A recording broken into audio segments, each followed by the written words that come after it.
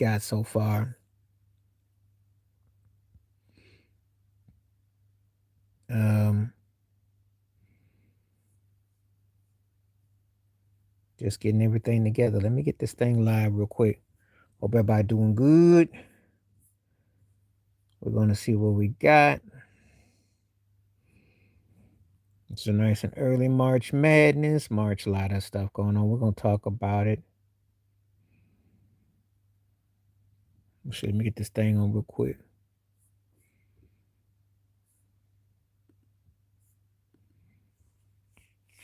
Not going on.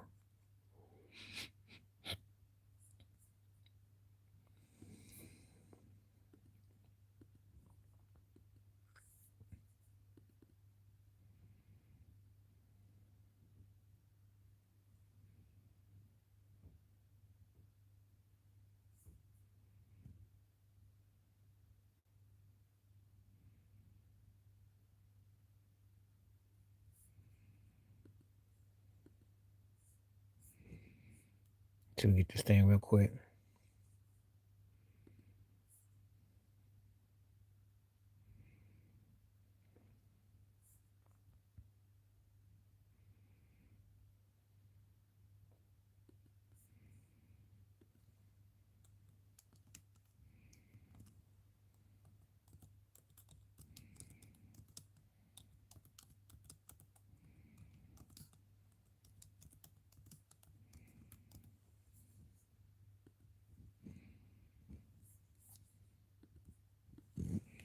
Okay, we got a pretty good question going on real quick.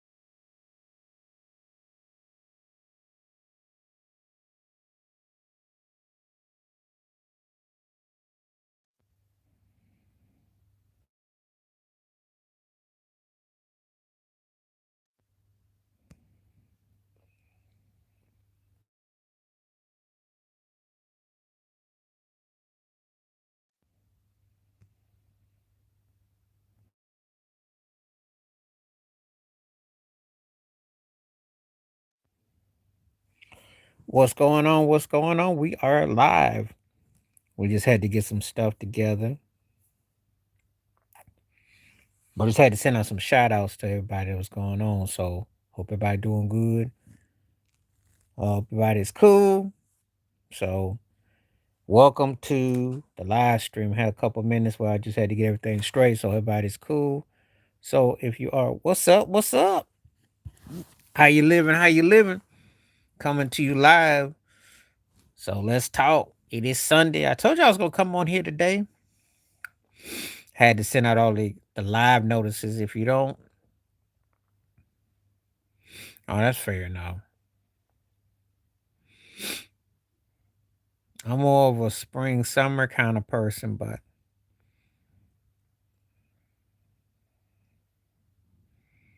it's fair enough though. Fair enough.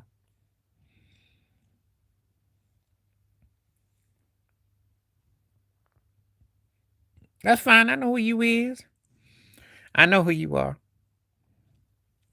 I know where you when you describe yourself, we talk, so I already know.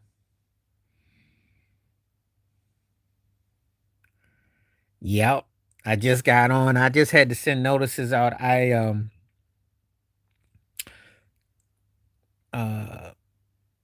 sent out some notices on Facebook and my other sites, so the other apps. So if people come through, they can come on. So there's a couple people that follow me through Facebook, so they come through here, and then also through X, and just letting know people that I'm on, because the friendly reminders.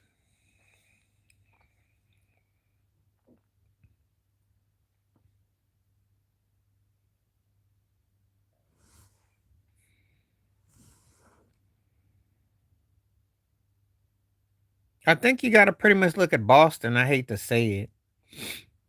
You got to feel that Jalen Brown is, and if Jason Tatum is even halfway okay, you know, eh,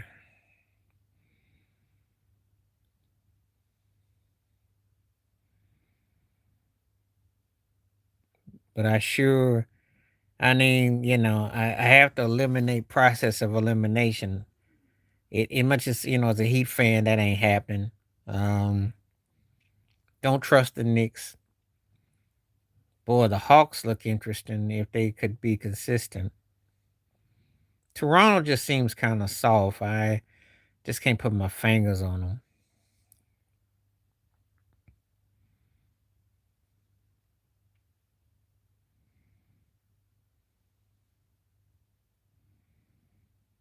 I think he realizes they may not have many more chances as far as getting championships because you got to remember they blew how many opportunities? Miami beat them twice in the Eastern Conference Championship. Then they lost to Golden State, and then they lost to Cleveland. So he's had about what 4 or 5 situations, and you don't really realize that you don't get those opportunities. You think of them guys being in the mid to late 20s as young, but hey, you just don't know. And to be honest with you, people thought they're gonna repeat last year, and they got knocked out with the choke job. So, and he got hurt. So Tatum got hurt. So Jalen Brown's been balling, but again, they it's been tougher in recent years to repeat. So I think because the parity of the NBA is strong, and really teams aren't that far off of one another. So,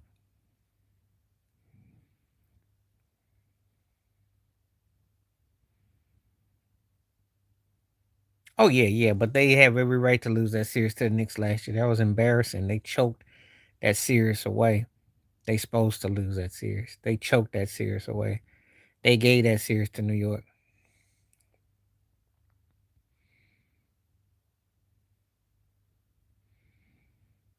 And when you lose like the way they lost, they had 20-point leads in about 3 of them games, and they blew that. They deserve to lose. That's why I can't take them serious.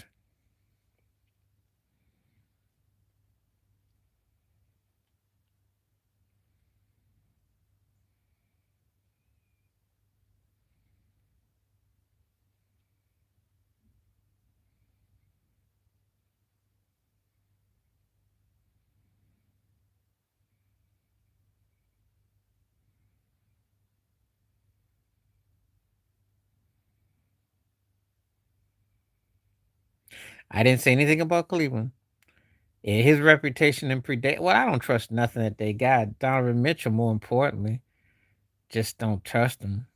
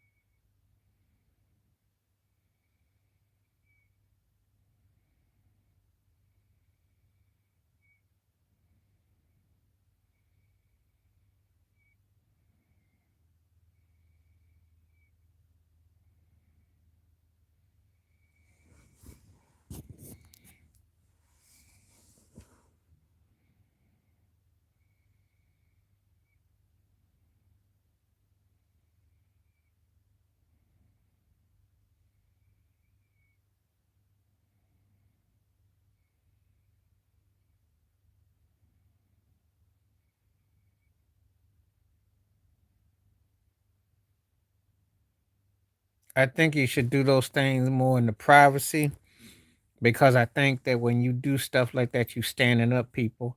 I think that the problem with that when you do that, right? How can you call it fair? You see, when Draymond Green does that with Steve Kerr, it don't look right, and vice versa. And then you see what happens with Kamingas in them, and how they look without Kamingas. They sucked. or Andy Reid and Jason Kelsey. You know what I'm saying? Travis Kelsey. You got to be very careful with certain things that you do. There's certain things that if you do it, you got to explain because then when you got to explain, people say, "Oh, you're going too far." You know. So I think it depends on the circumstances, but I don't think that you should yell.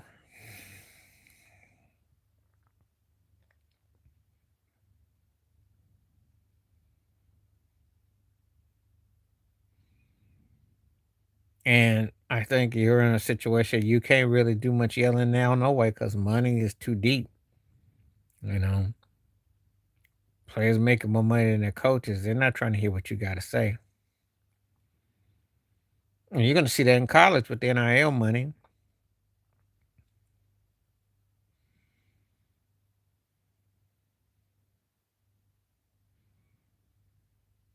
That was a different era and a different coach and the style. How many people you comparing to Tim Duncan? No, that era did that. Shaq got into, and then Phil and Kobe, all that. That was different era. That ain't gonna fly today.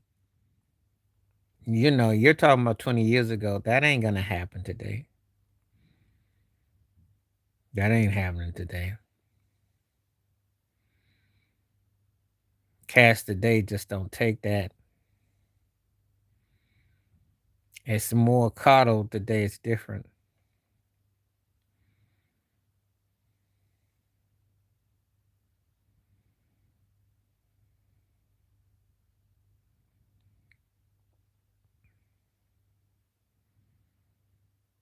Lighting the cakes, head to toe, lighting the cakes.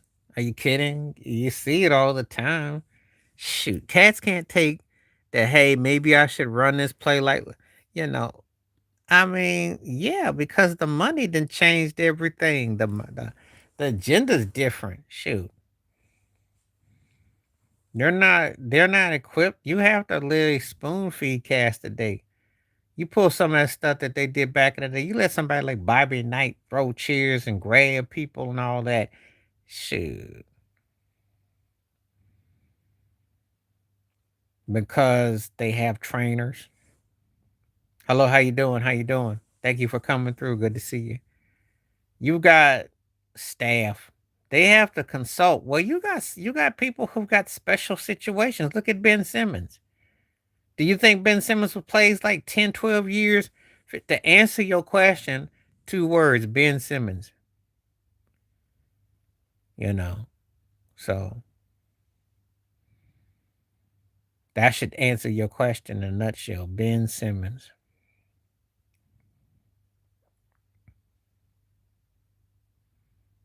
But see, the point is, ain't he like what? 10, and he got a pension and he been playing like 15, 20 years now?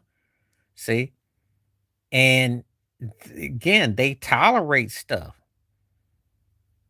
Think about what happened with James Harden, all them trading. He don't want to play somewhere. They go, okay. Kevin Durant, he don't want to play somewhere. Okay. He had mental situations. It wasn't all without it.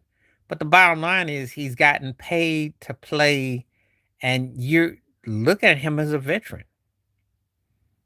So there was always that paid on promise. Like Jordan was talking about it, which I'll tell you like this. If a guy has an outer body experience where he's good for like what, 5 or 6 games or something, that can parlay to about 4 or 5 year career. And guys get to stick around. That's what they do. So you ask me how is it different? Well, yeah, they ran guys that were way more talented out the league for different things. Nowadays, they work with them.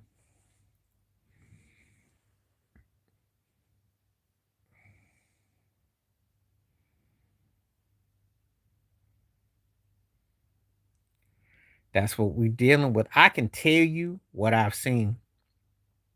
Think about Brooklyn. The Brooklyn Nets. They hated the thought of Steve Nash. He's a podcast co-host with LeBron James. Why is LeBron James turning to Ice Cube giving these white busters the opportunity to look like they gonna get a job? Okay, never mind. But if Steve Nash gets a job, remember where you saw him, who you saw him with. Okay. Then think about it. Kyrie's situation, which wasn't all his fault, he got traded from Brooklyn. Then think about it. James Harden didn't like it with that man, got traded from Brooklyn. Then Kevin Durant. Think about it.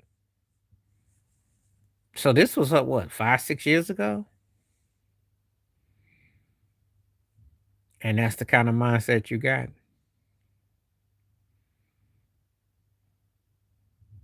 But that owner wasn't stable either. So, if you part of it, you don't mind because you're making money.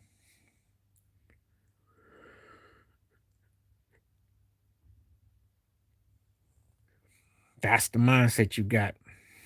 I can't make this up. You see for what it is.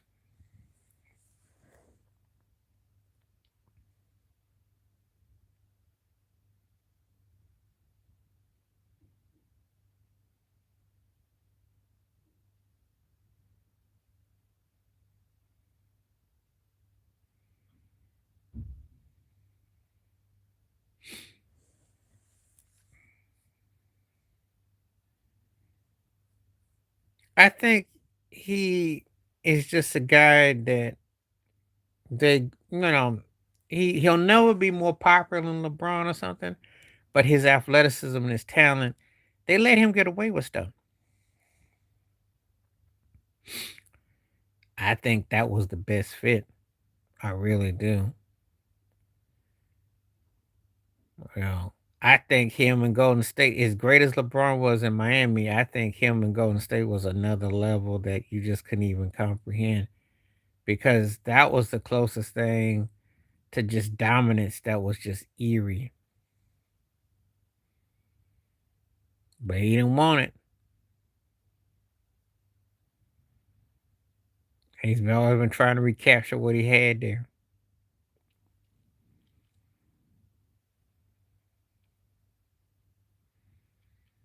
No, I don't think it's a cheat code. I think you still got to go out and win. Um, I'm not one of those kind of people. I don't have a problem with you going where you want to go because it is a business. I think what people fail to realize, you can get traded or waived any time if they see fit. I think what people have a problem with is that some people think that because of who you're signing up with to go. But again, he did deliver and he did come true. It just happens to be the best fit. But let me tell you like this: if it was a cheat code, then how come he didn't win with Kyrie? How come he didn't get to the finals with Devin Booker? Okay, if that's a cheat code, because those guys been to finals. So yeah,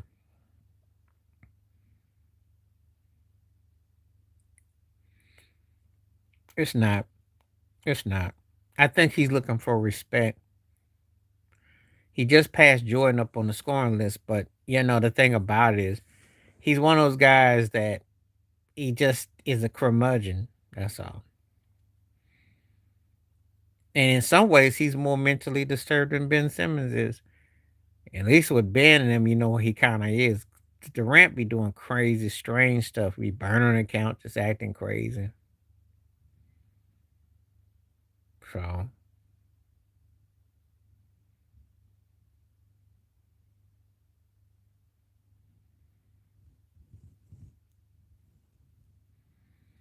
it's always more than just because you get a championship. There's other factors involved.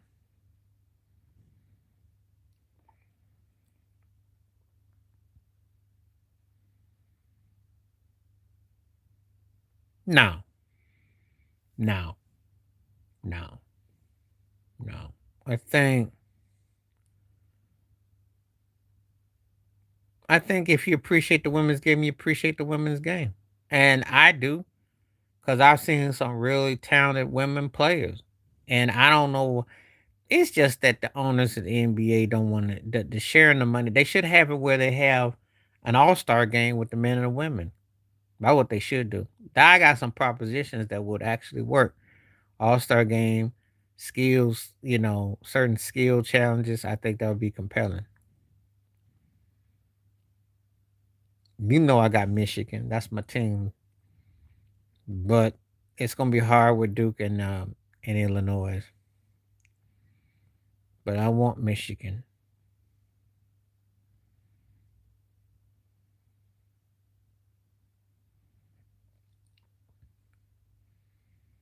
And college basketball is almost kind of like runs predictable like that.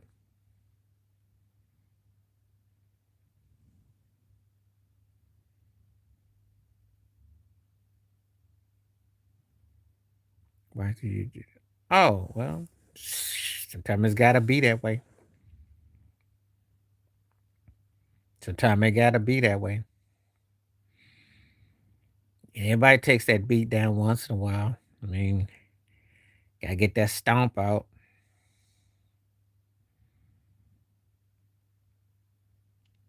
Even though college basketball's watered down, there's still tears to this stuff. It ain't that watered down. Yeah, well, you have your days though.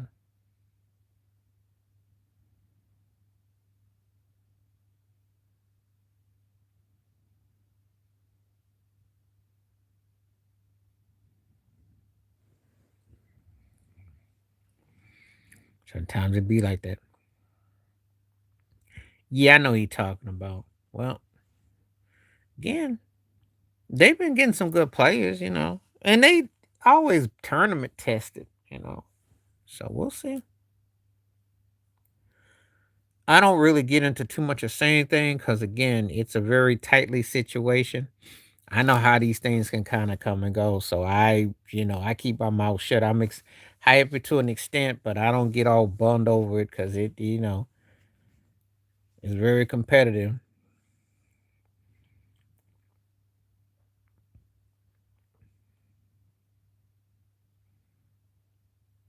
I stayed loyal to Michigan, even when Jawan Howard was the coach, which was hilarious.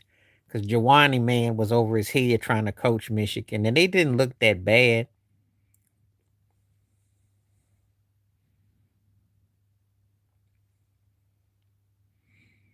We did get a title since then, so it's just that Fab Five was where it was at, though. Fab Five was the one that made everything cool.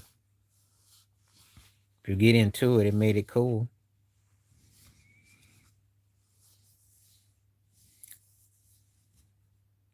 That's what they were saying. I was laughing. Oh, when they get knocked out early, that's on them.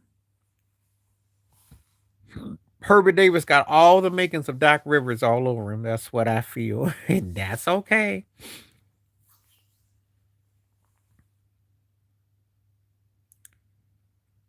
I want to say it felt well.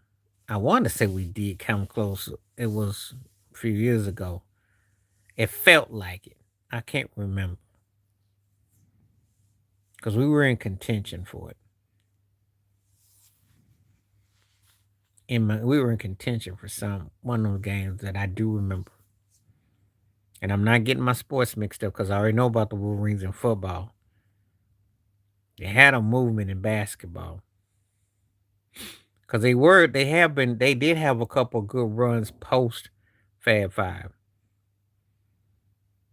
Obviously, I'm gonna be honest with you. I keep up when it gets later in the season, but I don't make a big deal about it all the way because I told you I love college basketball, but after when everybody left early, it's not the same. Yeah, yeah. I remember Trey Burke.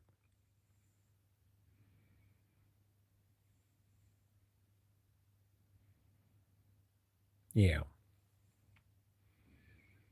I know it was something like that.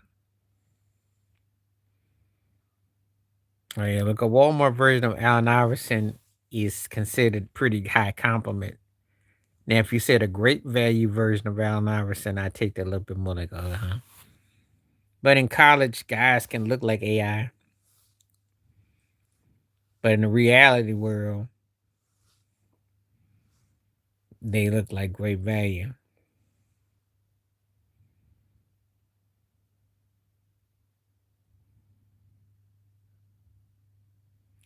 Well, we saw that all. How many guys have we seen that with? Christian Laettner in my lifetime is one of the 5 or 6 greatest college basketball players I've ever seen. And that's over the last 35 years. But does that mean that, you know, and he was great in college. I mean, I could almost put him up with anybody in college, especially at 12 for 12 against Kentucky.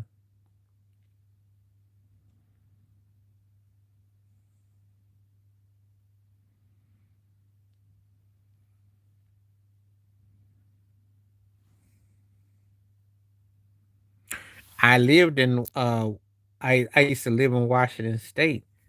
So, of course, I remember him. Shoot, Gonzaga. I remember when he was with the Lakers, all he did was basically get in the camera for the team photo back to back years. He was popular, I guess, for like practice, but he just was did not make it. He tried it in Charlotte, and that's when you know he was going to Saudi Arabia.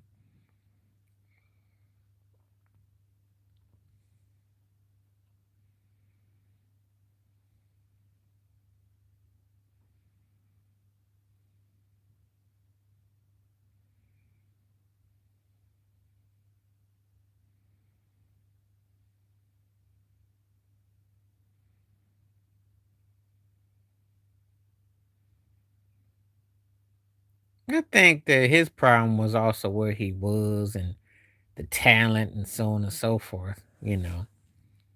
It wasn't. The truth is, it's the squad you have and the system you got. It. You can make away what you do. No, not that. No way. Because Sharif Abdul Rahim, who I used to call the quietest 20 points of, he was a quiet 20-pointer a night. They didn't care. They didn't care. They had some nice uniforms, but they didn't care.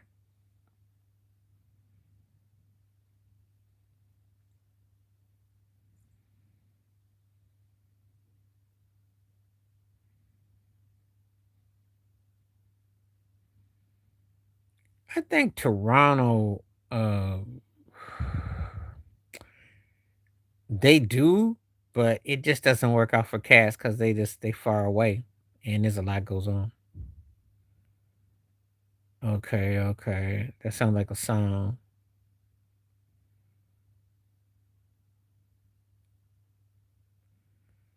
It's a beautiful place. I've been there, and it's a beautiful place. There's a place called Stanley Park there, the baddest park I ever been in my life. That thing is like a football field. I kid you not. You just go in there and you just look get in a trance. It's a lot to do there. It's a beautiful place to visit. Break your pockets if you live there, but to visit, it's off the chain.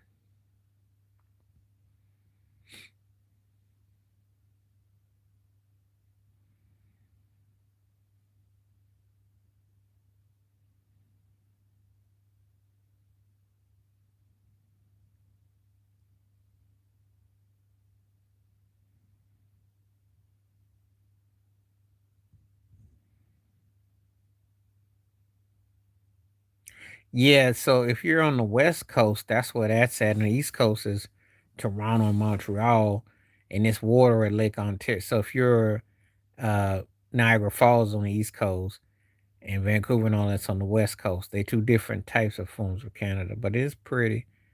If you're into outdoorsy, there you go. No, I wouldn't say that. I'm even gonna say that. There are places that TV can't that the cameras make them don't even they can't even some places it looks better than what it is, and some places it looks like it's a setup. But Canada, that part of Canada is beautiful though. It's expensive as get out too. Because I'll tell you this, Pennsylvania look like Pennsylvania. I went to Pittsburgh, it looked just like it did on TV.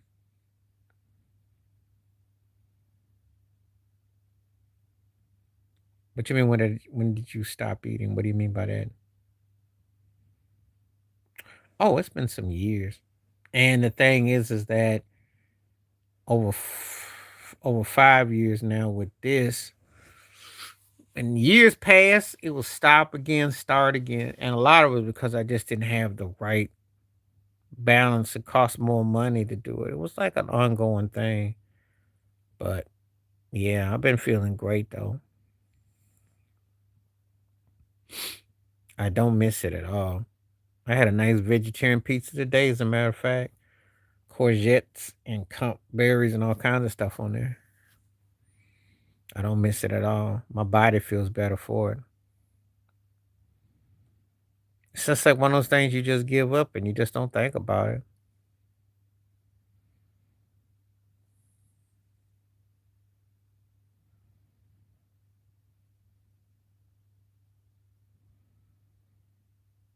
It's just that a lot of that stuff that they give you, it just drags you down. It's like you trying to run and you just feel sluggish. And a lot of that stuff is just done to appeal you, it's like a BBL until that thing falls down, don't look so good. It manipulates your brain, and it's a difference when you really have to energize yourself. Because when you do it the way you do it for you, it's work, but it feels incredible. So that's the best way I can describe it. And I don't miss all that other stuff.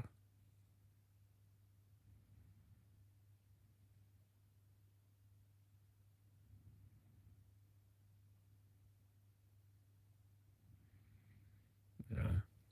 It's all how you fix it up. I had an incredible taco the other night. Just a lot of vegetables, and it was great.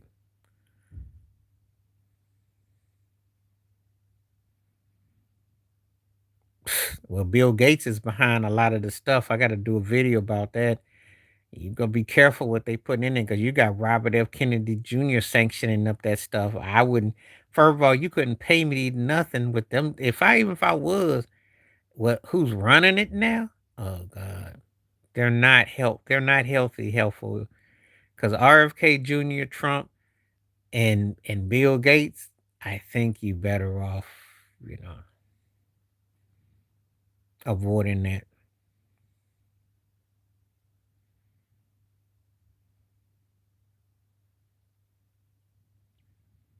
I'm just saying, you need to know who's running your office.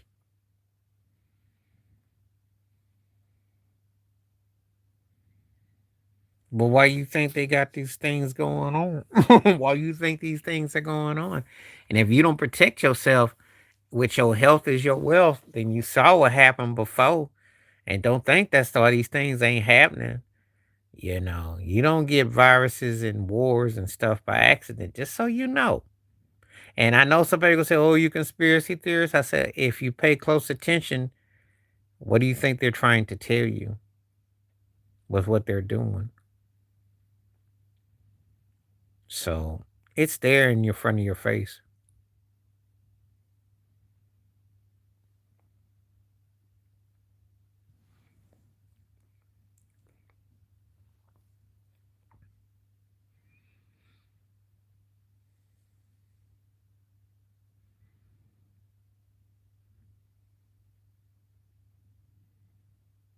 Hmm.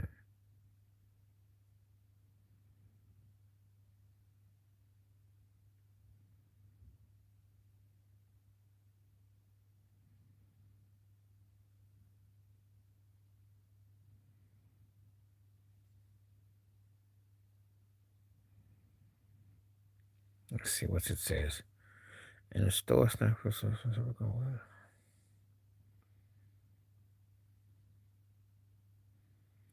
well, yeah, because that's what they're selling. I mean, again, and like I said before, Bill Gates is behind some of that stuff. You better be careful. So look at who's putting their faces on stuff. Now, how is a computer geek behind medicine and now the food you eat? When you think about it, they're gonna have you eating sand before long.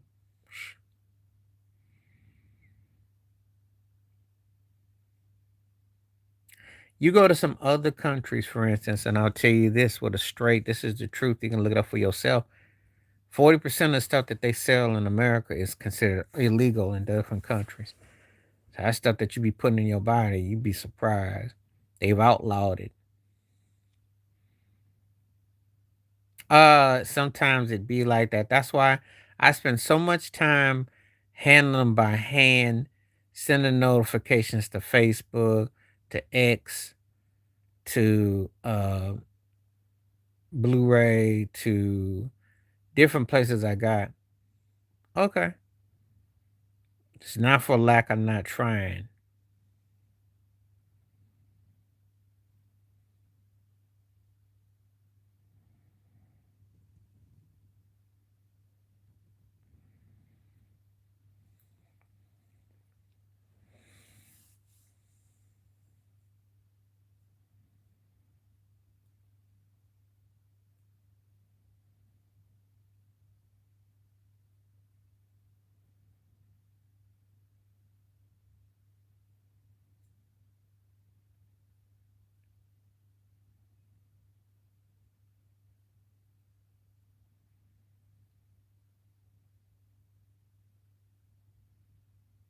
No, he's not.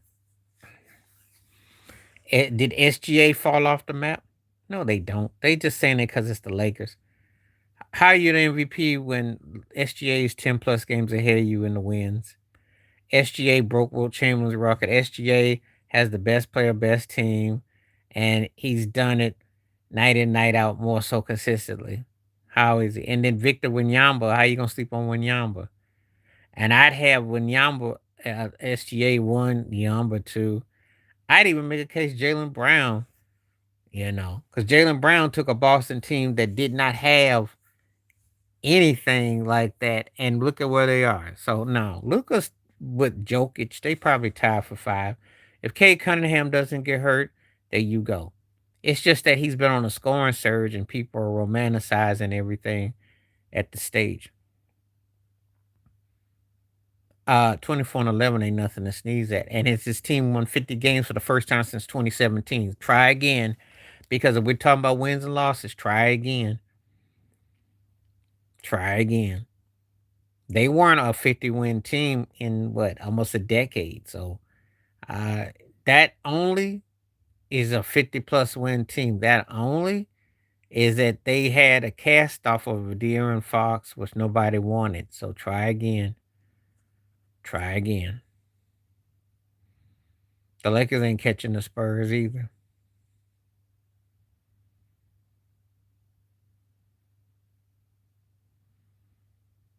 I know what he's averaging, but numbers alone do not make you an MVP. Your team has to be a reflection of that. He sucked last night though. They got lucky because Luke Kennard hit that shot. He was jacking that ball up. I know he does. And he cry all the time. That's why the refs is bought and paid for.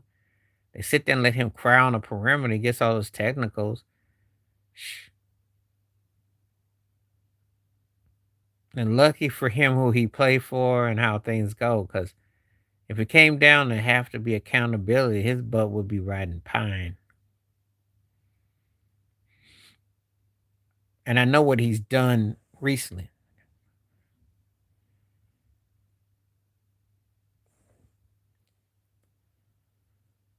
Let me address this.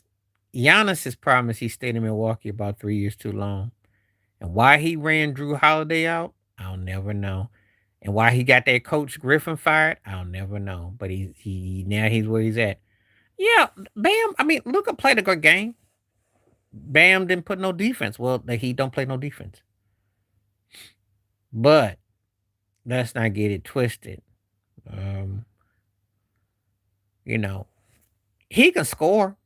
I'm not taking nothing from what Luca can do. The problem is though he's a one trick pony. He gives me all the makings of James Harden, the Euro James Harden. And again, I've seen this show before. He's one of the he's one of the best guys that during the regular season. Dirk, Dirk, and it ain't even close. Giannis had to make himself into a great player, which he did. But Dirk utilized the pieces he had around him. I think Giannis didn't prepare for trying to have to wrap ourselves around his teammates. And yeah, now you stuck with Doc Rivers and you look bad. You know, Giannis made himself to a great player, but do you go anywhere beyond what you got and your credentials? And again, he's just, you know, he's in a dual situation because on one hand he wants to be this tough rah guy, but on the other hand he needs help. And the problem is that he had the best situation and wrecked it. You know,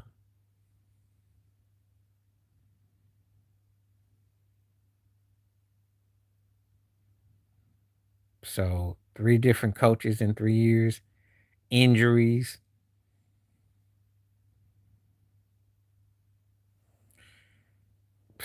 Adrian Griffin had them guys 34-12. You don't fire a coach like that. LeBron pulled that stunt with whatchamacallit in Cleveland, and that's after they got some, but again, the problem is, you know, yeah, I know.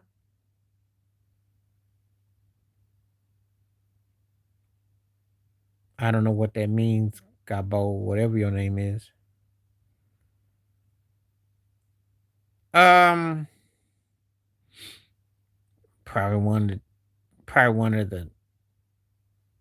the best scorers I've seen, but I can't say more than what he is. I mean, the guy is good.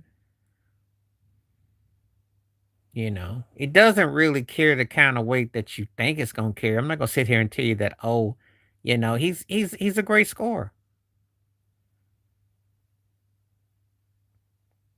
Ty Lue's a pretty good coach. He's done pretty good with all things considered.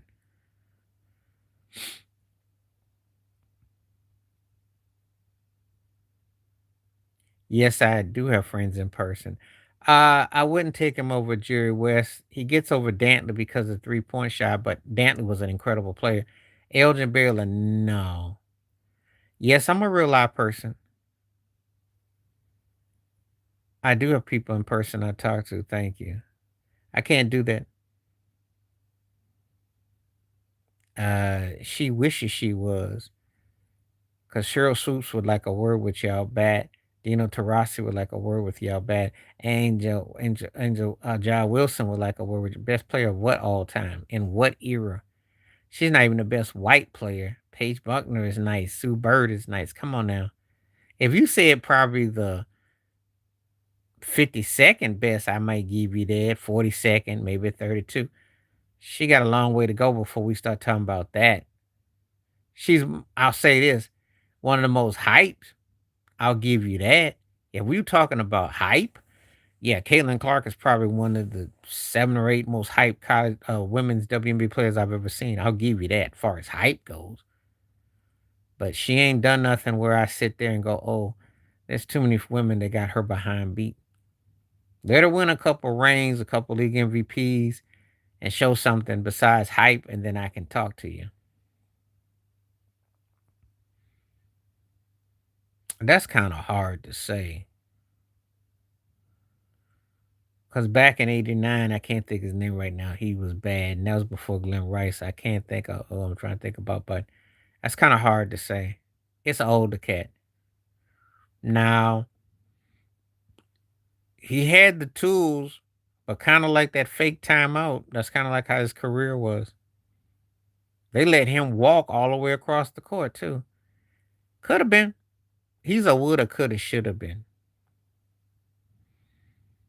Cause he had skills, you know. But I can't say he was better than Glenn Rice. Mm-mm,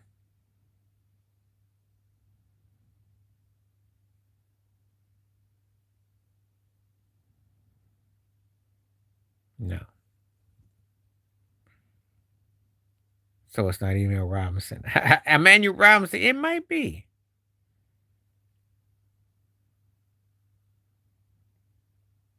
The best that I saw, that's hard. Again, that's hard. Cause I hate to say this, Christian Leighton is up there on that list. I hate to say it. See, I hate it when you cats ask me stuff that I hate to admit because I can't stand Duke. Yeah, he sure did. But when I talk about he was, but do you not hear when I say about Christian Leitner? Do you not hear 12 for 12, game winning turnaround shot, all net? Do you not hear what I'm saying? Think you understand how lethal that Duke squad was when they won those chips. And it wasn't until probably about 15 years later, I would probably say Joakim Noah and Al Horford were nasty. Not in college, he wasn't. Not in college, because if you saw him play in college, he was not no bum. He like he was gonna be the second coming of Larry Bird in college. He was a bad white boy. Everybody couldn't stand him, but he balled his behind out. He was a baller. He balled out.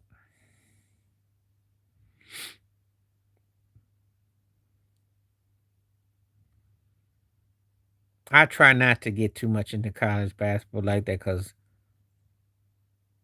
again, I seen some guys play that their levels in the pros, but not in college. He wasn't. Cooper Flag wasn't better than Laettner in college. Duke was winning back to back chips, and Cooper Flag still got a ways to go. Let's give him 3 or 4 years before we start talking crazy because you got to see how his growing pains are. Got to see what happens when he plays with a real squad around him.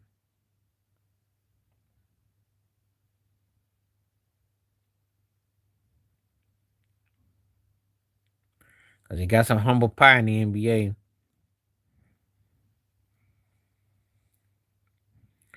I'm talking college though. We're talking about college. I wasn't talking about pros.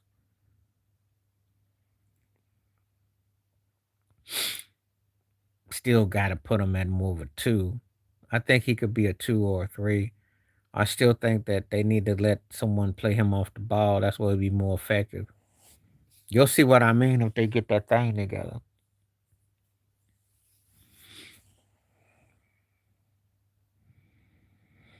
They don't even have a squad. He didn't even get to see. He never saw Jason Kidd play. Man, if Jason Kidd could morph and come back today with Cooper Flag, that would be a scary team that you wouldn't have to want to have to play in the first round.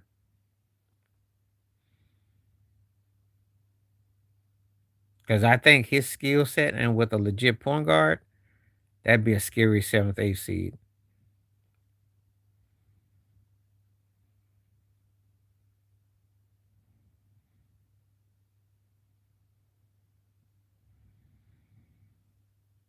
They got guys playing in positions today because of what's going on. You got an era where you can do that. In another era, there's no way in the world he'd have been put up in that position. But nowadays, because you free up the rock more. But let him play on the sides with somebody who can push the rock with him, decoy, lane him up.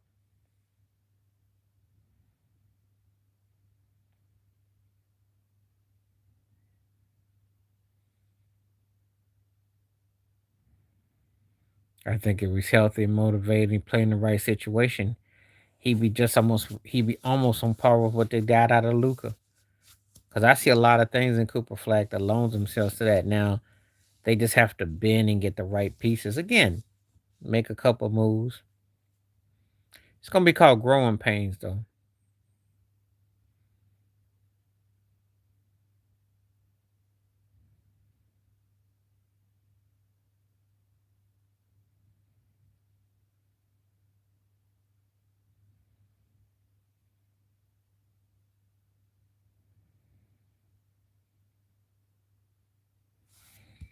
Okay.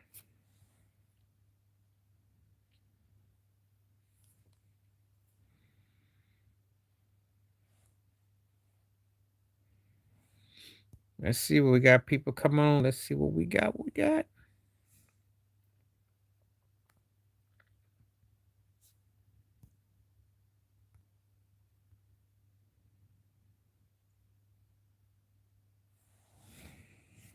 I don't know who that was that came in here earlier questioning about me in real life. 'Cause I have real life people that I talk to. So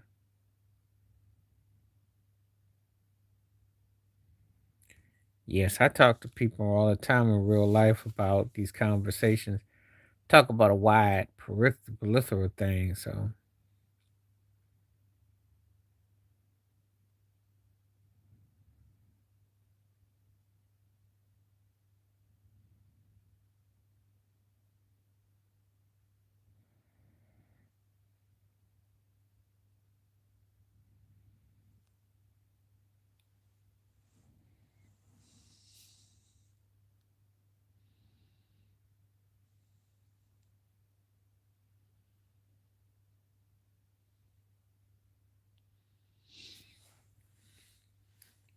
see if anybody come through.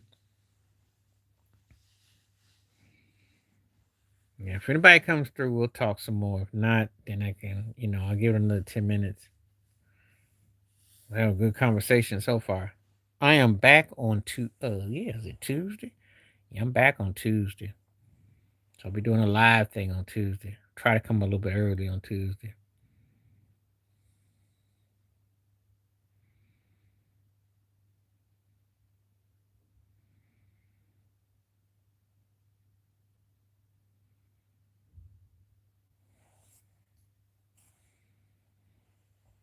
What's up? Yeah, I'm right here.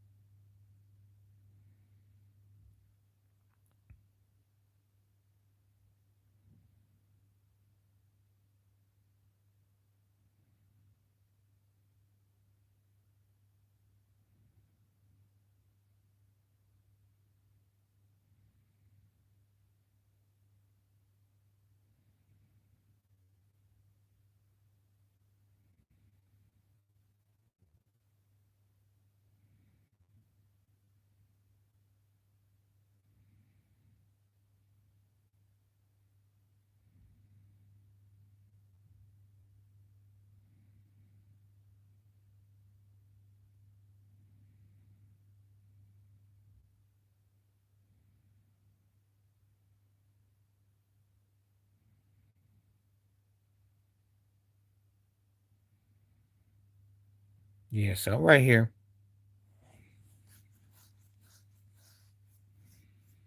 I don't know where everybody goes though. It's like all the momentum comes and then it just kind of goes. I don't know where it goes. We had momentum and then all of a sudden, boom,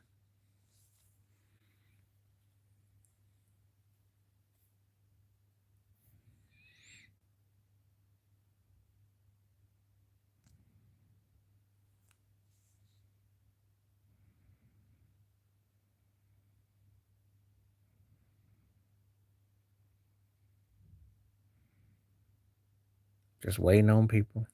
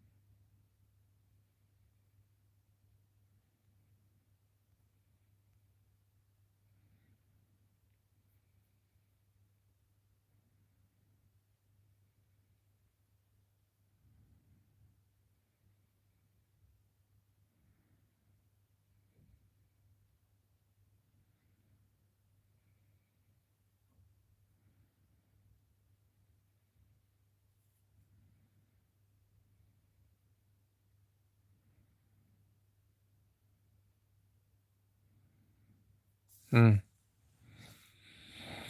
Okay, we'll see what we got. Let's see if anybody comes through. Got quiet, so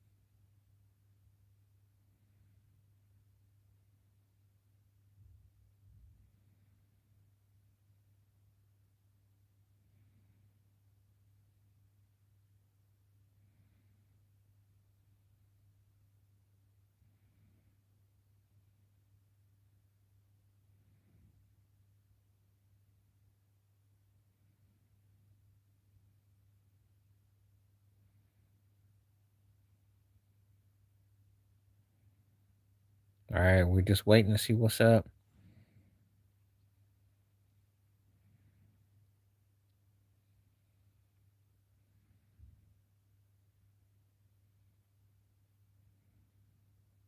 Hmm.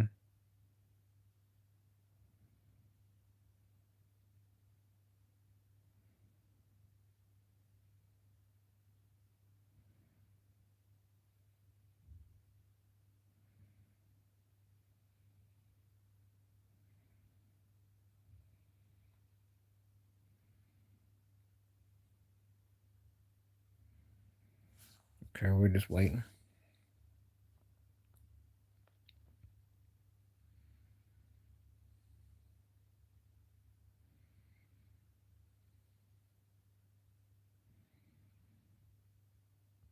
Again, I don't know what happens. It just kind of comes and goes.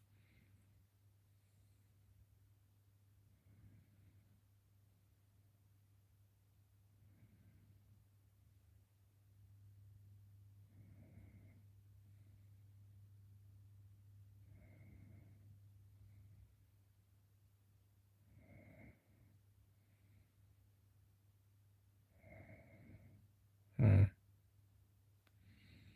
Okay, we're gonna see if anybody comes through. I'll give it one more minute. I had a pretty good conversation going too.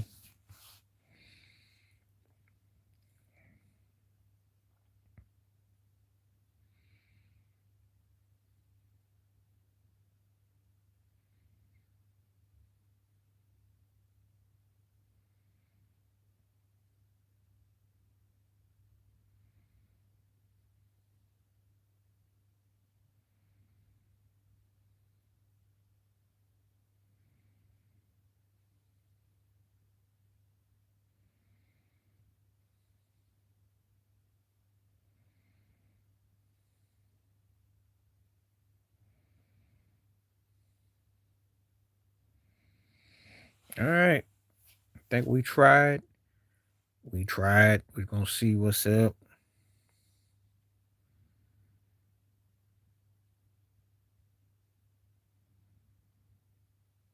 Yeah, it looks pretty low key today. So,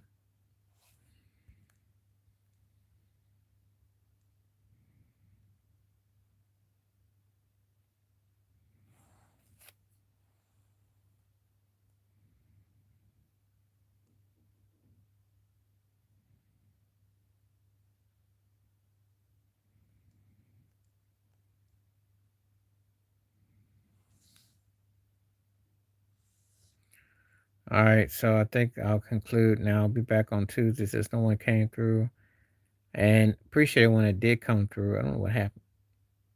Oh, okay. Somebody's awake. Okay, good. Best player you think never to win a ring. Best player never to win a ring? Probably Karl Malone. Probably Karl Malone. Says a Karl Malone or Elgin Baylor. They come to mind, and Charles Barkley would be the most popular. Those three come to mind. And you could make a case for John Stockton.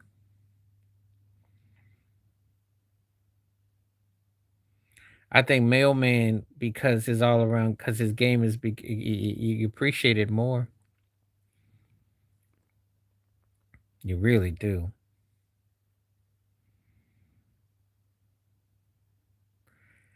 Listen, I could bring up off the court about anybody you can mention because everybody got some ish. Okay, everybody got ish. It ain't hunky dory like you think it is.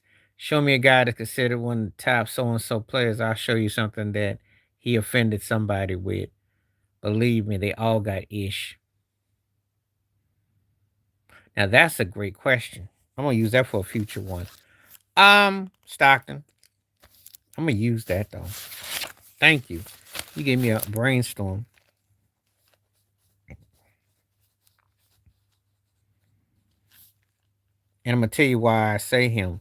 I just like the way he fundamentally played his game. The guy gave me a 20-year career. I know what Pippen can do, but the problem with Pippen is that he was pretty much all or nothing. Like if he played a certain way, he was like that way, and if he didn't, he was the other way. Stockton was a more consistent player. And I know for a fact that if we broke him down by position, Stockton is considered a way better point guard than Scotty is a three. Scotty's defense is what gets him his versatility. So does Stockton. Stockton was a decent defensive player. Offensively, he was shoot threes, free throws, perimeter, assists, steals. So yeah, steals, assists, and shot a high percentage. And if I'm starting a team with and building with a guy who can fundamentally put me in place, I want that guy. I never saw Stockton act or rate off a Tony Kukoc type of situation. So no, I take you're saying starting a team with. We're not talking about, but if I go by versatility, Stockton was too. Assists, steals, and he could score. He can handle that rock.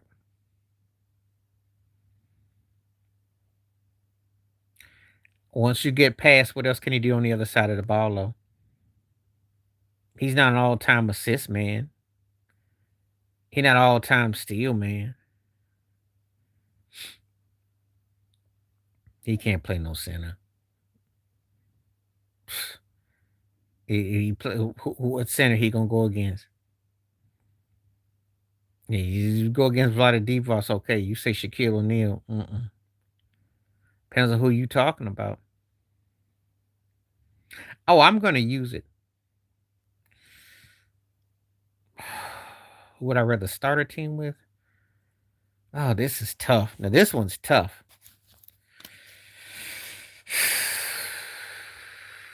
That's tough. I'd probably say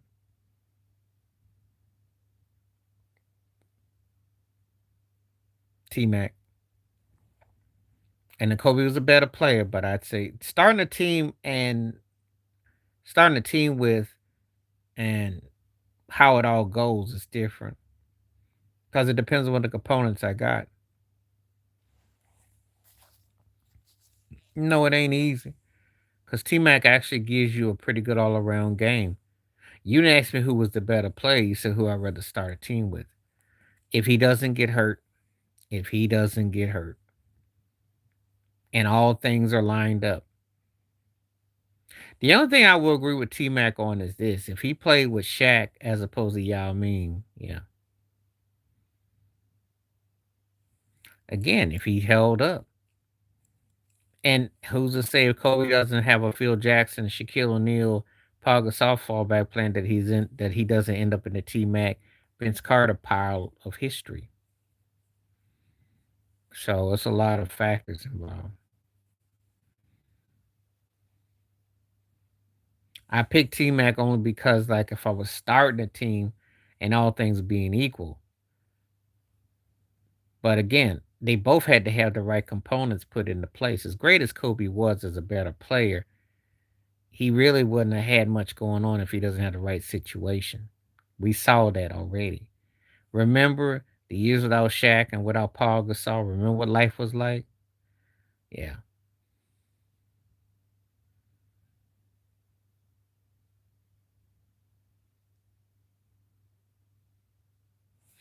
But T Mac couldn't stay healthy though, so it's a good question though. But that's not the second one I will use. I'm going to use the John Stockton Scotty one. I like that one a lot. You got to give me some other names before I'd venture. The Kobe T Mac was kind of tough because I was thinking they was kind of similar. I need something that is similar but different.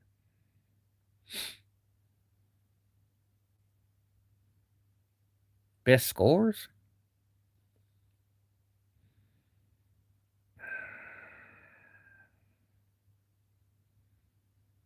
Well, this is kind of tough because they all three of them are different type of scores. Harding could create in ways from the Euro style, which is better suited to today's game. His ability and his peak and his prime was ridiculous. Iverson took you off the dribble, take you in, and create. And his was unique. KD is the coldest of the three because nobody could shoot like him and just flex on you, and he hit it from any range he wanted. So if I was gonna rank him like that, I'd say KD harder than Iverson. Out of that list, Isaiah Thomas is one. Jason Kidd is two. Gary Payton is three.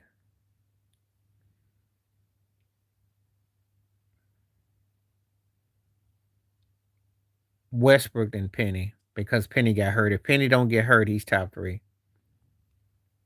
Westbrook ain't better than those guys. It shows your era where you grew up on. The only thing Westbrook has got numbers. He's not better than no Isaiah Thomas. And he ain't better than no Gary Payton. And he sure as heck ain't smart as Jason Kidd. So stop. That's cap all the way. The only reason why he over Penny because he outlasted Penny. But Penny was a better leader when he was healthy. He got to a finals leading the way. He was a better template man. Only by default, not based on what I saw. If I took prime, and all things being created equal, Penny waxes his behind poetically because he was a better post player.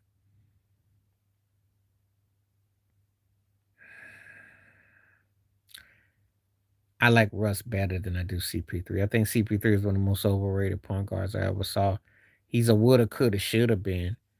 And he gets this hype and hoopla for reasons that, you know.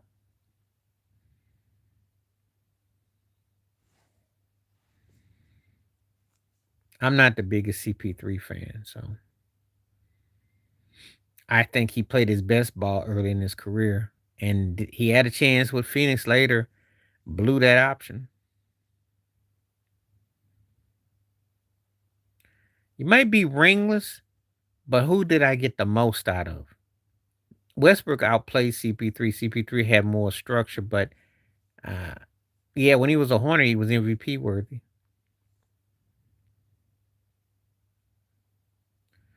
He's a very, they both very polarizing guys. Oh, I'm taking Derrick Rose, and I'm gonna tell you why. Because the Bulls, he tells he got hurt. The only thing that hurt him is that his brother, that whole family thing, and he couldn't shoot. In the prime, I'm taking D Rose because he just needed to have a guy like a Durant, and he would have won a chip. And his selfishness hurt him. Westbrook had all the pieces there, and he didn't utilize them. You give Derrick Rose a young Durant, Harden off the bench, Serge Ibaka, and all that. Oh yeah, he's coming out the East. He's coming out because he had Joakim Noah, and he had um uh Luol Dang, and look at what he had, and he still got to Eastern Conference Finals. And he didn't even have an outside shot at the time. I think Rose left more of an impression.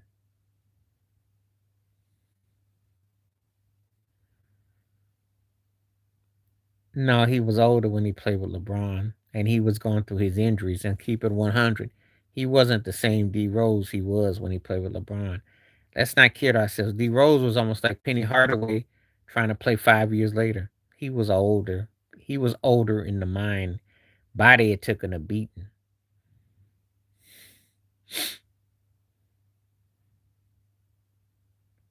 At least with D Rose playing with LeBron, no one held it against him. What happened when Westbrook played with LeBron? It's like he got set up for failure.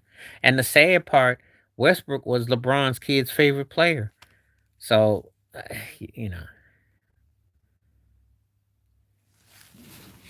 No, because if that's the case, then you're hating on Reggie Miller.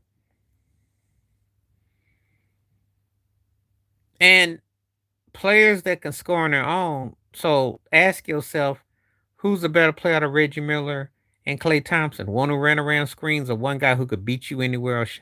But see, that's a debate. And what's your criteria? No, his downfall was when Thibodeau played him in that meaningless minutes against the Sixers and he got hurt. And then he was never the same. He had bad injuries. And he never had a squad that had a what I call a Carmelo Anthony type of score. So that worked against him. And I think if he'd have had a guy that was basically a cherry picker guy who could score, or I think his career turns out differently.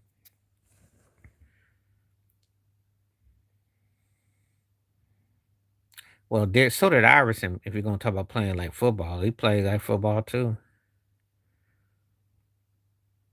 It was a physical sport, and you're gonna get hit. Now the problem that Derrick Rose is he didn't learn how to have an outside shot, and he didn't try to ask for help on the perimeter. Had he had a guy like a Carmelo Anthony to score, um, I like them both a lot, but I probably would say Penny.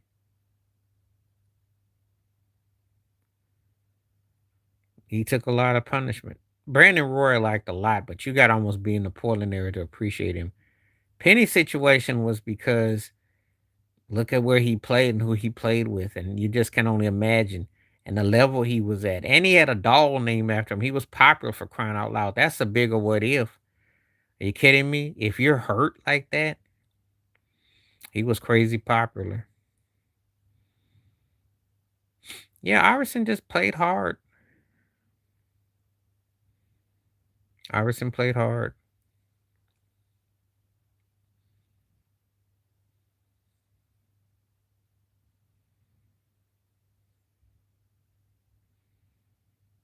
But Iverson also sometimes did too much. And it didn't work out in the long term.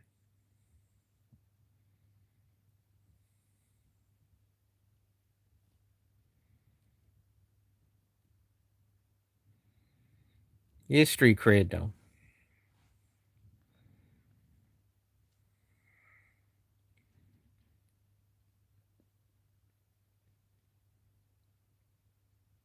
In that order, because they were both league MVPs. And Westbrook you could do a lot with. And Nash didn't move me until he came to D'Antoni and Phoenix's system, but it was more impressive than CP3's best day. So it's in that order.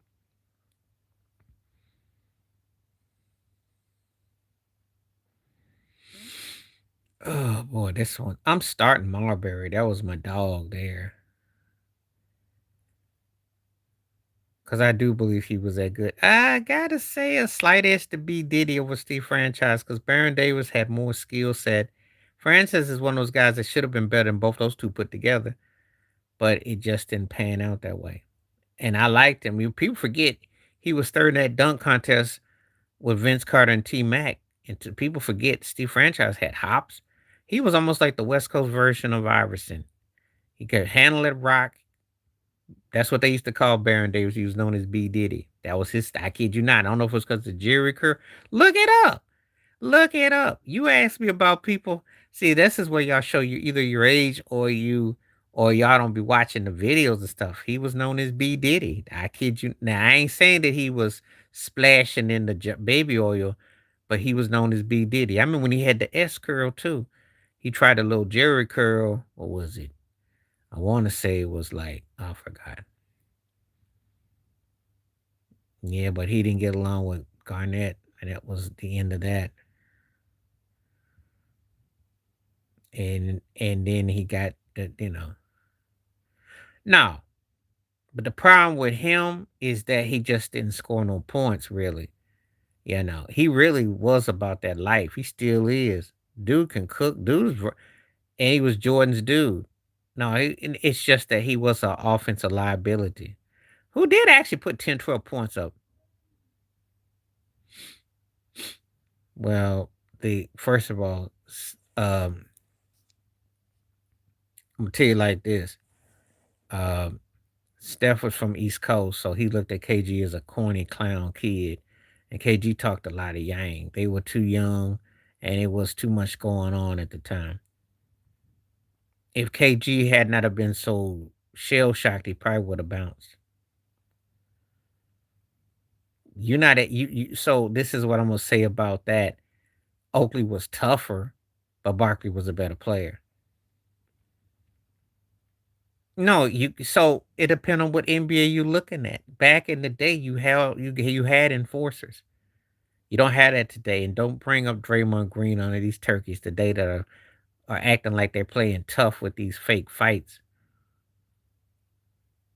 Especially when you talk about the Washington Wizards want to fight OKC after y'all let Bam put 83 on you. Yeah, yeah.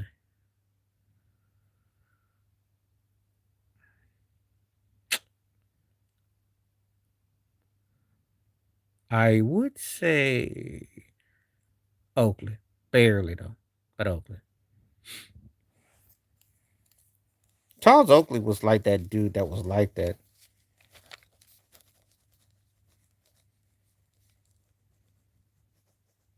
Because it took Ben Wallace um with the Pistons, he was unstoppable. But other than that, that was his thing. But I think Oakland.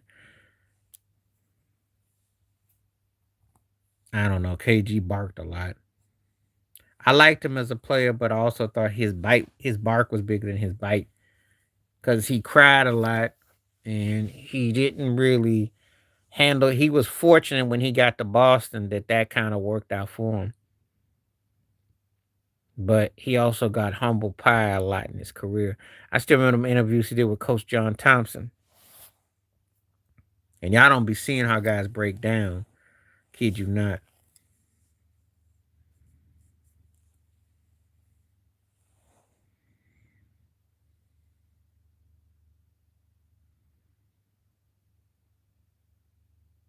No, you weren't. Because Tim Duncan didn't pop off. Tim Duncan didn't say nothing. He tore your behind him off with the wax in your butt with off the glass. Duncan didn't say jack. No, you weren't. I don't recall a lot of people saying Dr. J talked a lot of trash either. I don't recall it.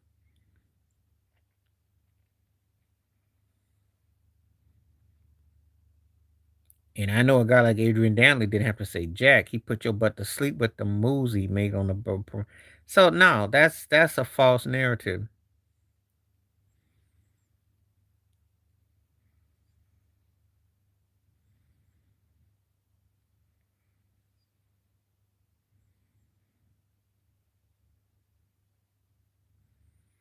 I don't think you had to speak a lot to show your game. So I did digress. Better one on one player, Iverson. But Melo had a better outside shot though. Melo would put your butt in a trance though with it though. Oh Lord. Uh,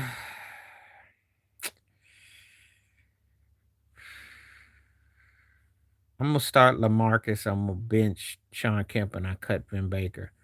Lamarcus showed me something important. He was more consistent. Kemp was the better athlete. Vin, when he was like a hybrid, had a bit of both, but wasn't consistent. So I got to give Lamarcus an edge because Sean Kemp was. It's like his flash was there, but it didn't last as long as it could have. He was actually a lot like Steve Nash if you think about it. That light bulb that really sparked was for a few years, and then he became Professor Clump. I lived in Seattle near the area. I remember Vin. He was good in Milwaukee. Vin was good in Milwaukee, and he was all right in Seattle, unless you want to include him singing the national anthem. Now athletic dude, but was he better than Lamarcus Aldridge? No. Did he hit the apex of Sean Kemp? No. Look at those guys. Look at what Lamarcus did with San Antonio and Portland. And Damian Lillard messed up by running Lamarcus out. Nobody lost no sleep behind Vin Baker. Okay? Please.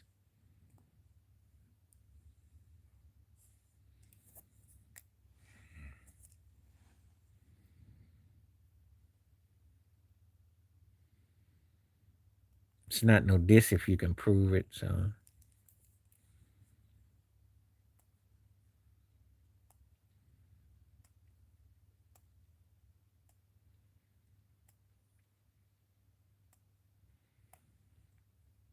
I don't know. I'm gonna give Vin the edge on that. I thought David West played hard. Vin was a better scorer. I did like David West's game, but Vin was a better scorer though. No, I remember when LaMarcus Aldridge was offered big money. LaMarcus was offered as a big time player. No one looked at Vin like that. And I know about Sean Kemp. So that's why, no, it's not the diss when you put up against those guys. Now, against some other guys, he's going to fare out really well.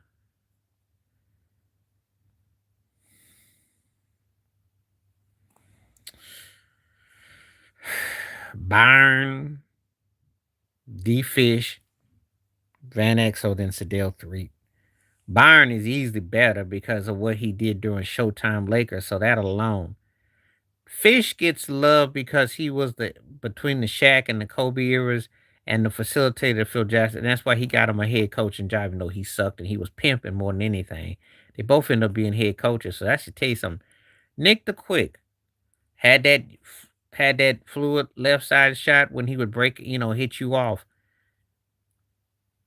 And I think Kobe said he finally figured him out in practice once. It took him a while. Sadell was nice, but he played with the Lakers where nobody hardly cared, though. That's the only downside about Sadell. He had a pretty good game, but again, Nick was the guy that was an all-star, but again, it didn't hit propel like heights like it should have. Byron, of course, and then I got D Fish because they were.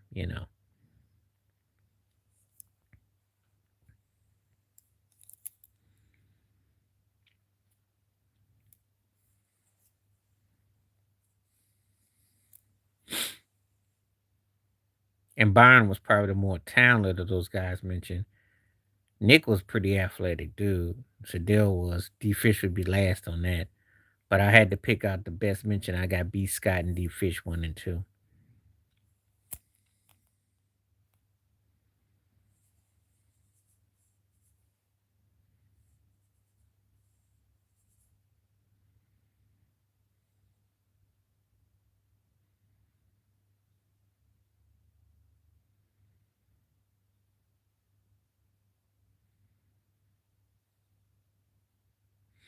All right. I'm gonna be on for about 6 more minutes.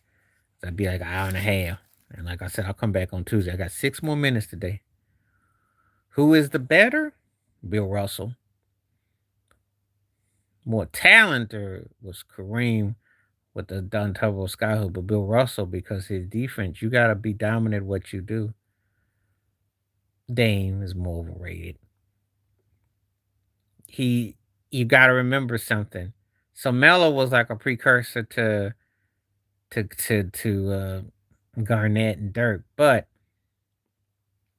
Melo fell off in different ways, but he could have been all right on other teams. Dame got to play with Giannis. How did that work? That's why he's more overrated. Melo actually did get to a West Conference championship. They both overrated, but I think with Melo, I could do a little bit more with Dame messed up a golden opportunity. And why Dame's back in Portland now, beyond me. And then he was in the 3-point contest, which he won, which is beyond me. So Dame is going to get that. I think Dame is clearly more overrated.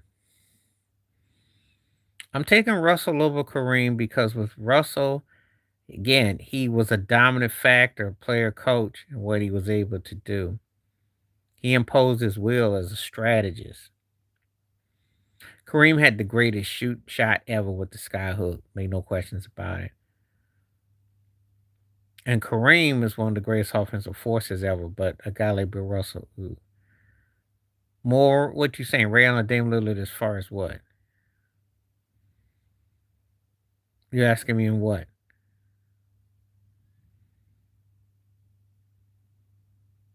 If you're asking me who was a better player, it's Ray Allen easily. Dame can't see Ray Allen.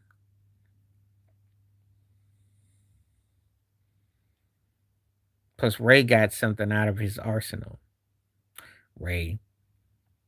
There's nothing about Dame Lillard that I like over no Ray Allen. Not even close.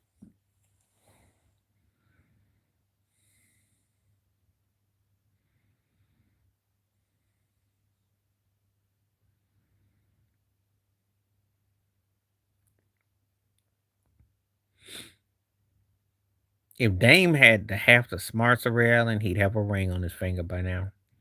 And not no playing tournament.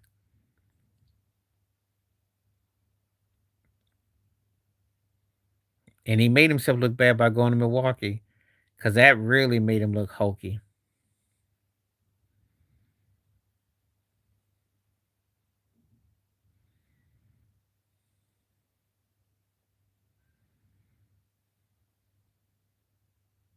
Yeah, because Caleb Williams is the truth, and I think they'll make adjustments. I think they'll be okay. He got ice in his veins. He'll be okay.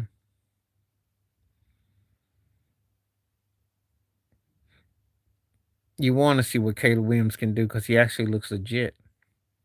Troy Aikman had to eat crow, and I do think that once I got past Seattle, the Rams, and maybe Frisco, the Bears were the next most dangerous team. So remember, they've been on the upside. I think they're gonna be a little bit of a problem.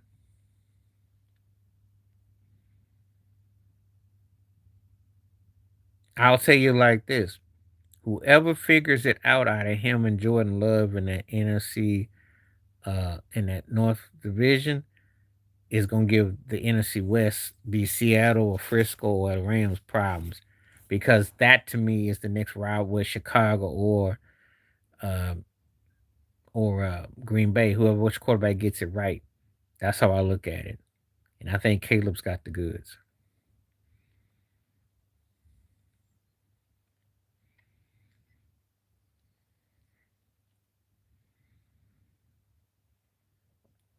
in that order, in that order, especially in their prime. And those guys all pretty much came around the same time. Cube was a better writer. Scarface was a heck of a storyteller. Jay Z benefited from a few factors that helped his career, but he ain't seeing those guys in their peak, in their prime. Mm-mm, mm-mm. Because if I go NWA and I do Ghetto Boys, Jay Z tried the thing with Jazzo and they went wood. And remember, it took Jay Z about 5, 6 years before he got his thing together, songs and structure. Cube was already writing classics. Scarface was writing stuff too, so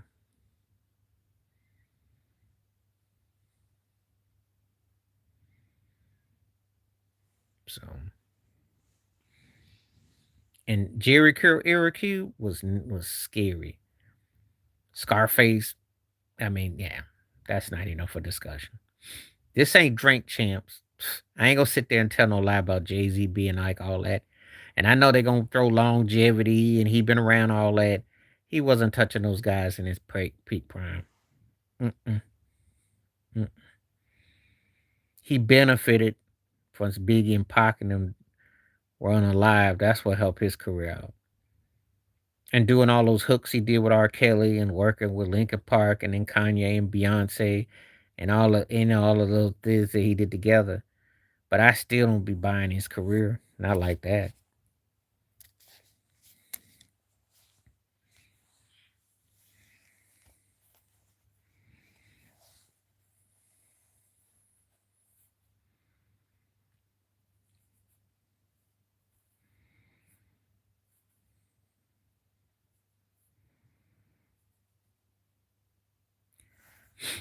No, I'm not even. You know how I feel about him. It ain't until I watch Drink Champs that I see all these industry people be sucking up and slurping him though, and they do slurping. But I ain't never been big on him. I never got the hype. I thought he was corny, and I thought that he was a smart business hustler, you know. And his duets is what put his career over. Cause Foxy Brown was huge for his career. He's smart dude. He knew who to align himself with. He used hooks a lot. He got over real well.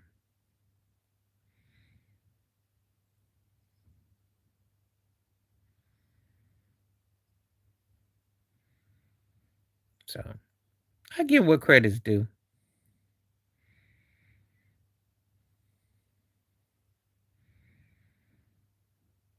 But I don't be feeling him though.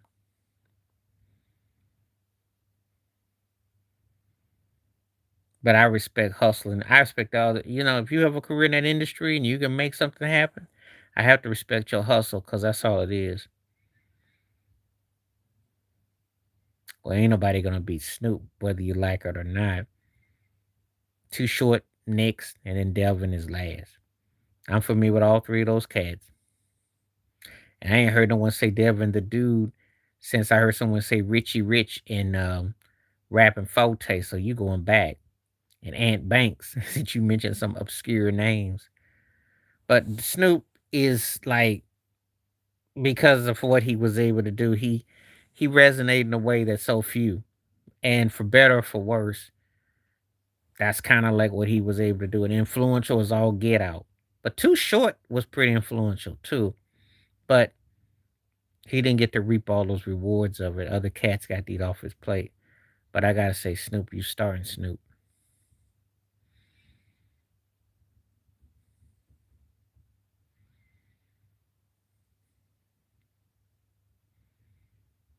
I think that's what works against him with those cats.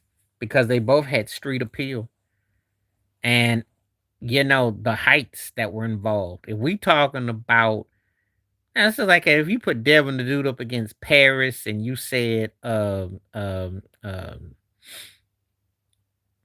I can't think of the cat's name. He came out in the 90s and he was a precursor to Eminem and he used to diss everybody and he died.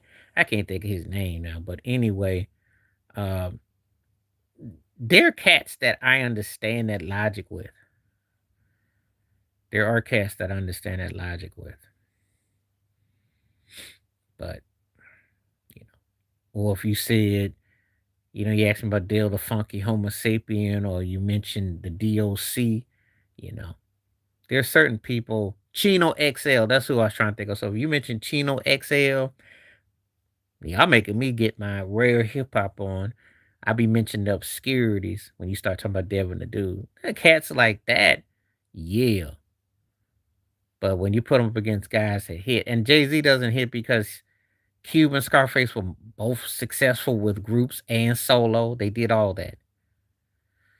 Um, he's underrated in the sense of his because of the way he raps. As Jay Z even said, if I wanted to be, I'd be like Talib. Everybody knows Talib with Black Star was freaky, but underrated in terms of the mass acceptance. Overrated because listen, you've been around all these years. You learn how to, and I don't hear about cats talking about I could be bigger if you could write, you could write it. Believe me, you would. It's called ghostwriting. And they do feature you in TV and films. And I seen Talib in some stuff, so I'm not trying to hear that, you know. Now don't get it twisted. There are record labels who push cats like they are, put them as tax write-offs. But if you're around long enough, you should be able to have the skill set to, you can write something. I ain't buying that old the poor destitute didn't have a chance because you were on a major label. They were on Ruckus. They had some hype, and Most Def figured it out. Most Def definitely figured out how to do something. So,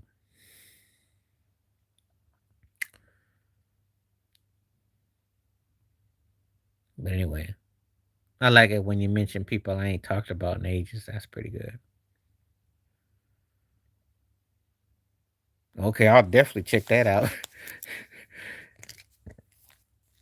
Now, if he has somebody like Quick producing him, I'll just shoot. When he's funny, that's the key. Can he be funny? Is he funny? Shh. Maybe one of them old Detroit pimps. Oh shucks! If he puts you in the sugar free mode, sugar free is one of my favorites. In case you don't know, and if I want a good laugh and freestyles on a cat that could go, sugar free got some stuff for you.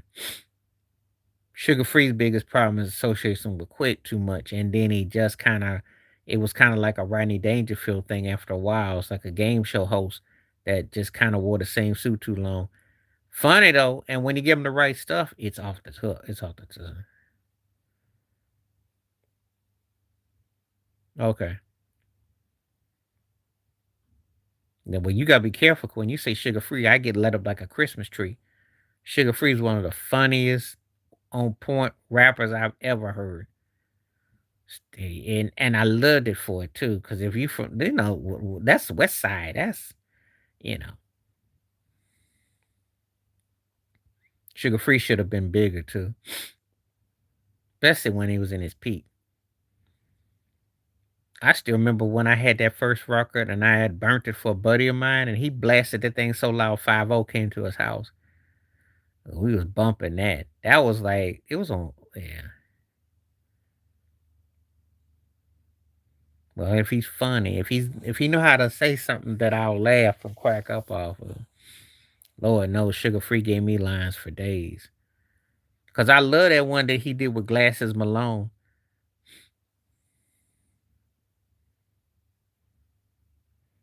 He's not, because I'm gonna tell you why. I know where you're coming from the musician standpoint of view, but what else does he got? He don't have better song catalog. He never had the proteges, and Quick said that himself. His proteges were regional. Dre hit with big acts. That works. That's part of your resume. Who is Quick work with that's seeing Snoop? Who is Quick seeing that is seeing Eminem? You know. And if you go toe to toe on their records, Dre had The Chronic is bigger than any Quick album, almost all his albums together. He uses more old school blends, and I'll give you that. And as a mixer, he's tough. Um, but he doesn't have what I call hit material of the ear for himself. He does better for others. And the thing is, I remember he had that meeting with L.A. Reid told him, he says, I'll hire you as a producer. That's what L.A. Reid told him at Arista. They didn't want him as a solo artist. I like Quick's rock, like I liked Rhythmalism a lot and Safe and Sound. I used to laugh, he had some stuff. But then some of that stuff after that, he sounded like he was drunk. Some of that stuff just kind of went off the balance, and some of that stuff just went off the roads. Some of his stuff I just kind of, And if you watch him, he pretty much sticks to what he did in the mid '90s. That's pretty much his shows, you know. And the stuff he did with Tony Tone and some of the stuff like that. Look, I like Quick style. When he had a G1, the triangle, of course I was following in Rob Bacon on all that. But Dre had more of that, with the way his flow was.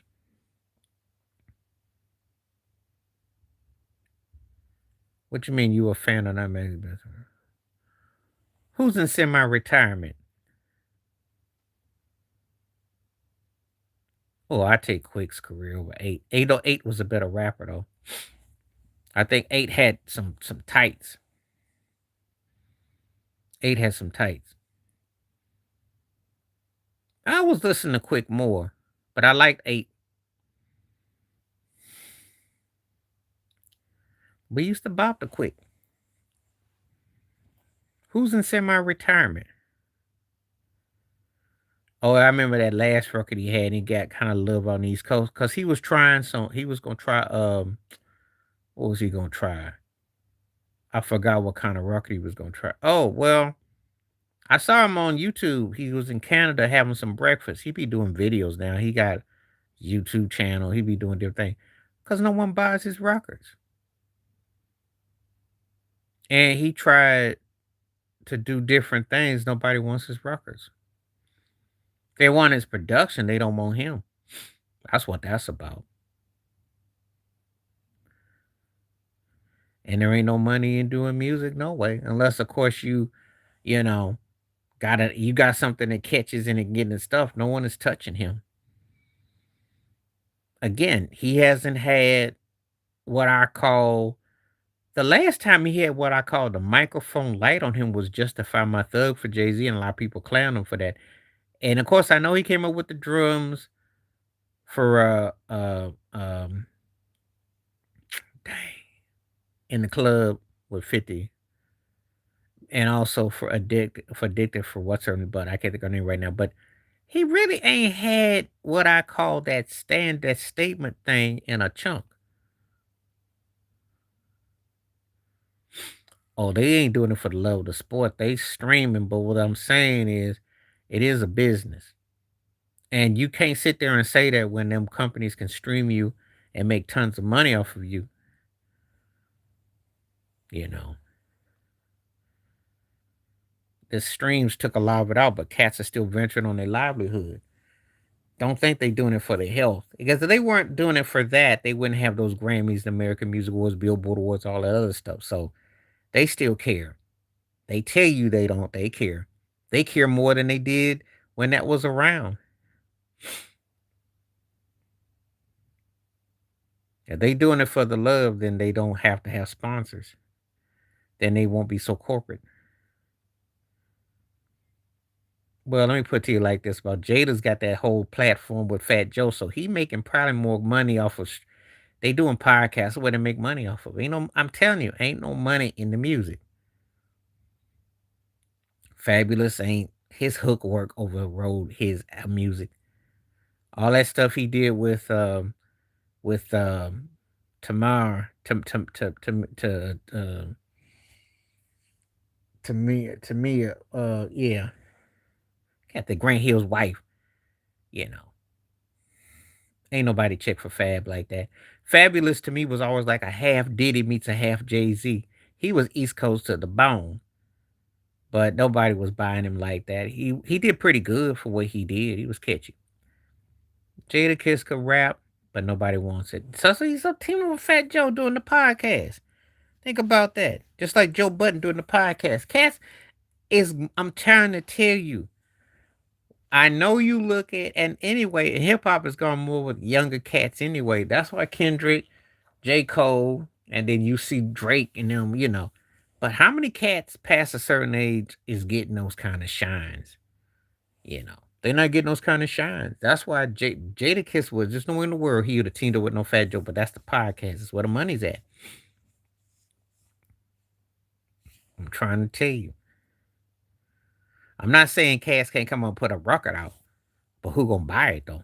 Who's gonna put the money behind it?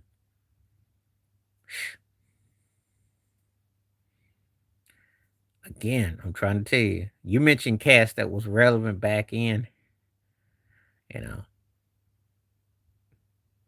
People be, you know.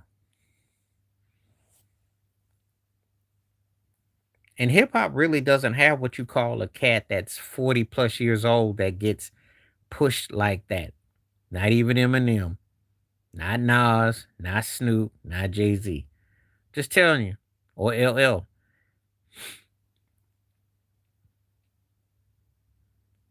Just saying.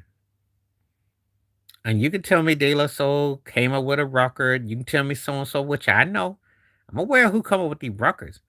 I'm talking about what people buying out there gonna buy it, stream it, hype it up. It ain't there.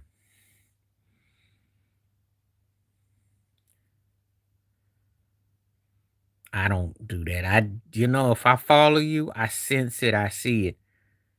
And most of them are into another form of way of making income. Most of them now are making income because they're doing platforms, they're doing podcasts, and they're merching. They're not pushing the artistry thing no more because again, ain't no money for it, not like that. And most of them are selling out their catalog. That's what. See, they watch what Diddy. Remember something? Diddy made money off of alcohol and other ventures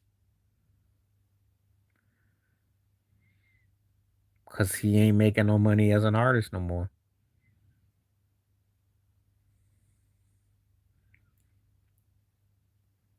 Kanye got into the shoes. Jay Z got into the. Look at. I'm just telling you.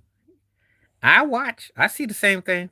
These cats got into other ventures, which just allow they name brand, but they're not making no loot off of what they did. I ain't mad at it because again, in hip hop is treated like that. Their audience done growed up. Their audience is grandparents now, and their audience ain't spending that kind of money on them.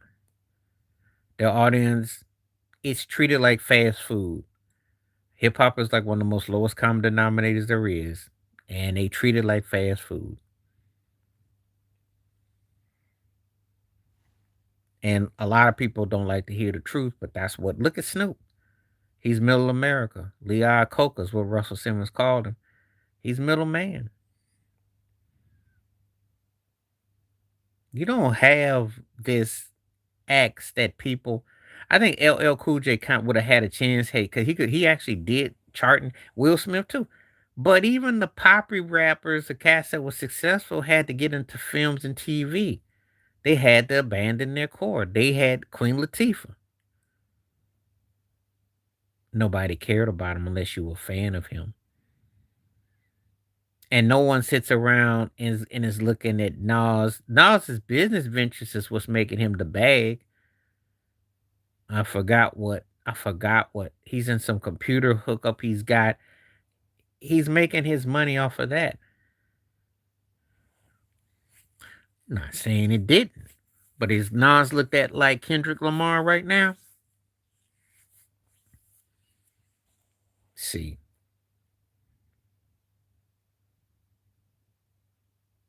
he could still put Ruckus out, but he's not getting the same push.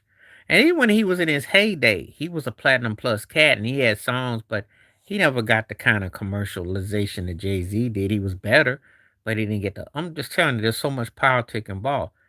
He got himself an investment. He invested. Yeah, he could still put out a record. Does that mean that people care? No. Not enough to keep you not enough to retire from what you're doing on the side. He make more money in what he's doing. No, because Drake's the most streamed dude. But Kendrick got the money on him because uh he happened to and he was almost in the ropes a couple years ago. I remember 2023.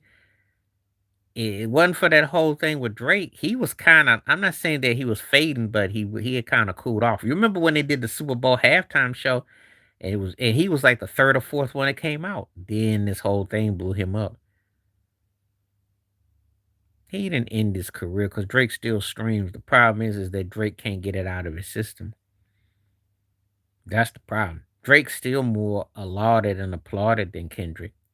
Don't get it twisted. Drake's the biggest streamer easily.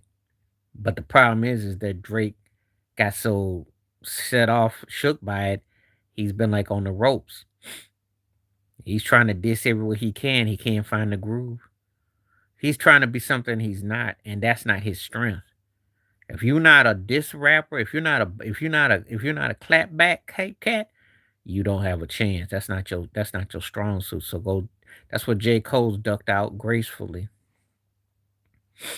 Be smart, but again, Drake's sitting with loot. It's just that you can't.